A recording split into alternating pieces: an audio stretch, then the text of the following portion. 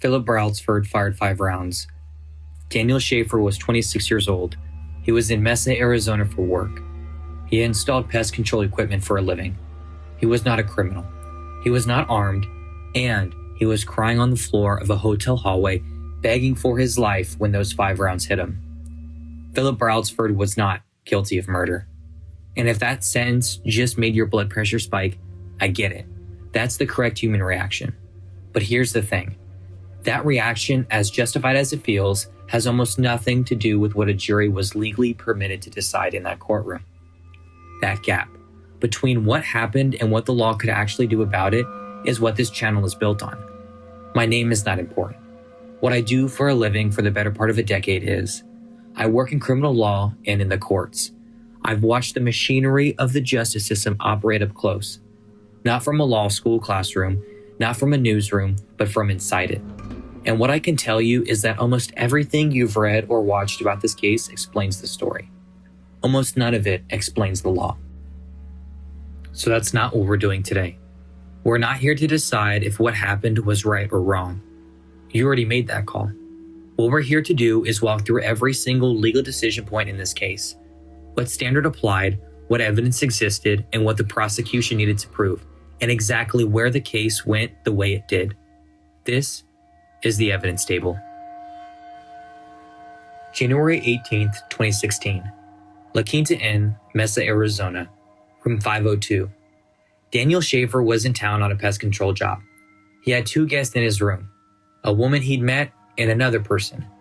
At some point during the evening, Schaefer, who was intoxicated, held his pellet gun up near the window.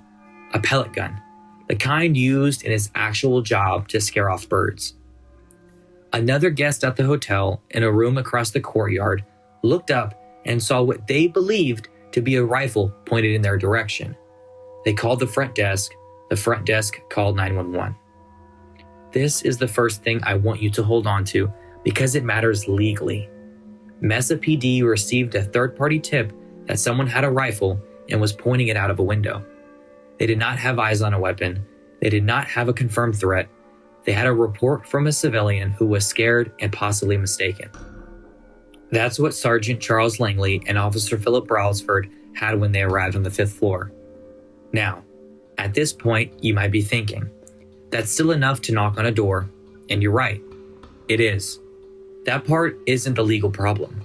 The legal analysis of this case starts the moment Schaefer opened that door and stepped into the hallway. What happened next is on camera. The full, unedited bodycam footage was released by court order in December of 2017.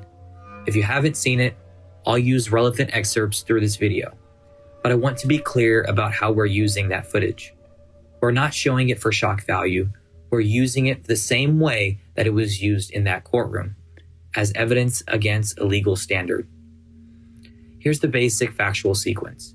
Schaefer came out of the room. He was visibly intoxicated and visibly terrified. Sergeant Langley issued a series of commands. Crawl towards us. Keep your hands visible. Do not reach back. At one point, Schaefer's hands moved toward his waistband. Whether reaching for his shorts to pull them up or something else is something we'll get into. Brailsford fired. Schaefer died on scene. The companion who was in the room with Schaefer was handcuffed and detained. No weapons were found in the room. The pellet gun was on the table inside.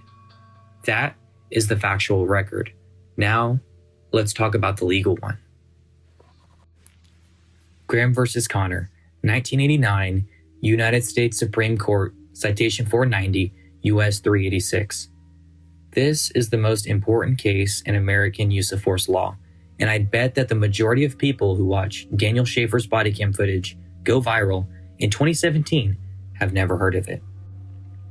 That's not a criticism. It's just the gap that exists between how these events get covered and what actually happened legally when a jury evaluates them. Here is what Graham established. The test for whether a police officer's use of force was constitutional, meaning whether it violated the Fourth Amendment's protection against unreasonable seizure. It's an objective reasonableness test, not subjective, objective. The question is not what was in the officer's head. The question is what a reasonable officer in the same situation, with the same information, in the same amount of time, would have done. And the court gave us 3 factors to evaluate that. Factor 1, the severity of the crime at issue. Factor 2, whether the suspect does pose an immediate threat to the safety of officers or others. Factor 3, whether the suspect is actively resisting arrest or attempting to evade arrest by flight. Now let's apply those 3 factors to what happened in that hallway, because this is where the legal analysis either holds us together or falls apart. Factor 1, severity of the crime at issue. What crime were officers investigating? A report of someone pointing what appeared to be a rifle out of a window. In Arizona, that could be classified anywhere from disorderly conduct to aggravated assault with a deadly weapon, depending on intent and circumstances. Serious enough to justify a significant response. Factor 1 does not work against the use of force here. Factor 2, immediate threat to the safety of officers or others. This is the contested factor. This is where the case actually lives. And this is the factor that requires us to look at the footage. What you just watched was a man who was intoxicated, clearly terrified, struggling to follow overlapping commands in a high-stress situation. He was crawling. He was crying. He put his hands up behind his back at one point when he was told not to. And then, this is the moment his right hand moved toward his waistband. Now I need you to stay with me here, because this is the exact moment where public perception and legal analysis go in completely different directions. The public perception is, he was reaching for his shorts. He was trying to pull them up. He was complying. It was a tragic misread. The legal question is different. The legal question is, at that moment, with the information Brailsford had, could a reasonable officer have believed that the movement toward his waistband presented an immediate threat? Not did Brailsford make the right call. Could a reasonable officer have made that call? That is not the same question, and the difference between those 2 questions is the entire ballgame. The defense argued, and the jury agreed, that Brailsford had been told there was a rifle involved. He had a non-compliant, intoxicated subject making a movement toward his waistband after being repeatedly warned.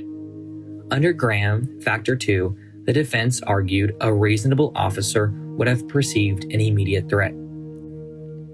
Factor 3, resisting or evading arrest. Schaefer was not running, he was not fighting, he was attempting to comply imperfectly. Factor 3 arguably cuts against the use of force. But under Graham, all 3 factors are weighed together. 2 out of the 3 going toward the officer's position, particularly Factor 2, was enough to justify the jury's analysis. That's Graham versus Connor applied to the Daniel Schaefer case. And I want to be direct with you. Understanding this standard is not the same as agreeing with it. I'm not here to sell you on the outcome. I'm here to show you the framework that the jury was handed and required to use. Those are different things. Philip Brailsford was charged with second-degree murder under Arizona law. Specifically, Arizona Revised Statutes Section 13-1104. Second-degree murder in Arizona requires the prosecution to prove, beyond a reasonable doubt, that the defendant intentionally caused the death of another person, or that the defendant knew that his conduct would cause death or serious physical injury, and consciously disregard that risk. That second part is the relevant one here. Conscious disregard. The prosecution wasn't arguing that Brailsford woke up that morning planning to kill someone. They were arguing that he knew, or should have known, that firing at a crawling, crying, unarmed man constituted a conscious disregard for human life. And they had a piece of evidence that should have made that argument easier. Brailsford rifle. The AR-15 used that night had a custom inscription on the dust cover. The words, "You are fucked." Now I know what you're thinking. And the prosecution had that same thought. They introduced that inscription as evidence into Brailsford's state of mind. The argument, This isn't an officer who accidentally misread a situation. This is an officer who is operating with a certain attitude, and that attitude speaks to conscious disregard. Here's why that argument failed to land the way the prosecution needed it to. The defense countered that the inscription was common in military and tactical culture, that was directed at potential threats rather than at subjects, and it said nothing specific about Brailsford's mental state in that hallway on that night. It was flavor. It was concerning flavor, but flavor is not proof of mens rea, which is a legal term for the mental state required for a crime. Mens rea. You'll hear this phrase in law schools and in courtrooms. It literally means guilty mind.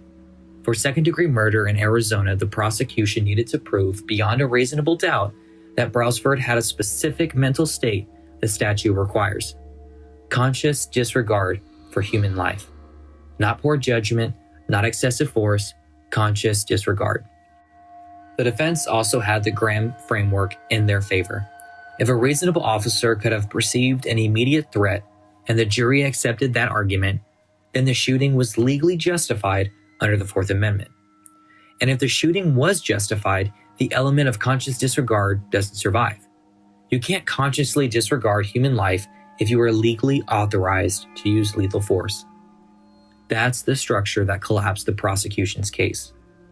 Not the lack of evidence about what happened, a lack of evidence that could overcome the legal justification framework the defense built around it. The jury instruction in the Brailsford trial are public record. I pulled them, and I want you to read the relevant section. Not paraphrasing it, actually read it, because the language matters. The jury was instructed that a law enforcement officer may use deadly physical force when the officer reasonably believes that is immediately necessary to protect himself or a third party from what the officer reasonably believes to be the use or imminent use of deadly physical force. Read that again. Reasonably believes, immediately necessary, reasonably believes. The word reasonable appears twice in that instruction. The jury was not asked whether Brailsford was right. They were not asked whether Schaefer was a threat.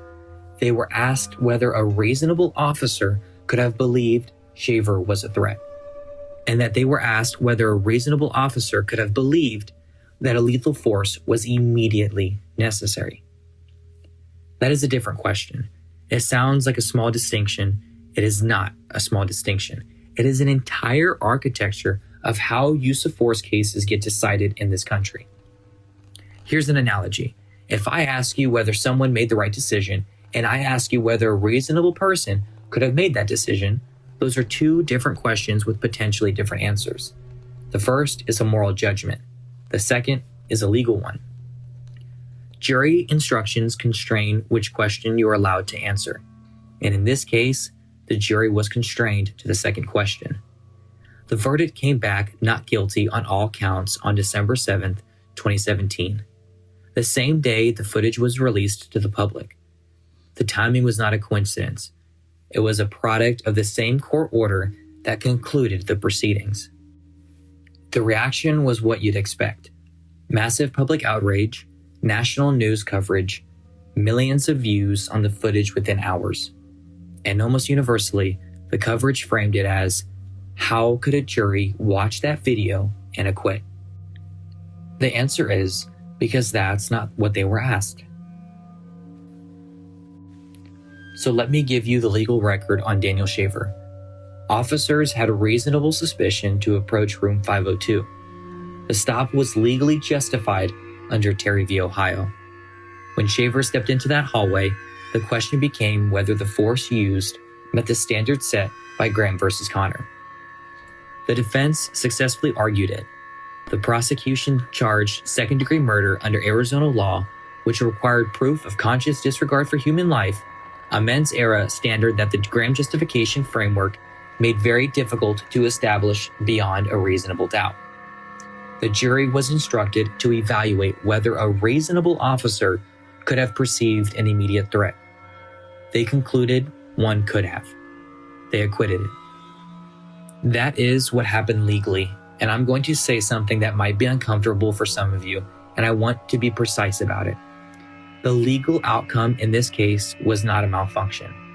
The system did not break down. The jury followed their instructions, and the instructions reflected the law. The law, specifically the Graham Standard and the Arizona's use of force statute, produced an acquittal that a significant portion of the country found it unconscionable. Those two things can be true. A system can operate exactly as it was designed and still produce outcomes that are deeply, fundamentally wrong. And if that makes you angry, it should. But the place to direct that anger is not at the jury that followed instructions. It's at the standard of those instructions were built on. It's at the question of whether the reasonable officer framework is correctly calibrated for the reality of what policing looks like in 2026. That is a legislative question. That is a policy question. And it is not a question a jury had the power to answer. The system gave them a box. They answered the question inside the box. The box, arguably, was too small. Next week, we are going to look at a case where the system didn't work as designed, where the failure wasn't the jury box or the courtroom, but in the document that authorized law enforcement to be there in the first place. The warrant that sent officers to Breonna Taylor's apartment on March 13, 2020, contained materially false statements. The questions we're going to work through this. What does the law do with that? What is the legal standard for challenging a warrant after the fact? What is a Frank's hearing? What did the Kentucky Attorney General's investigation actually find? And why did the legal outcome of that case look the way it did? Same framework, different failure points. That's next week on the evidence table.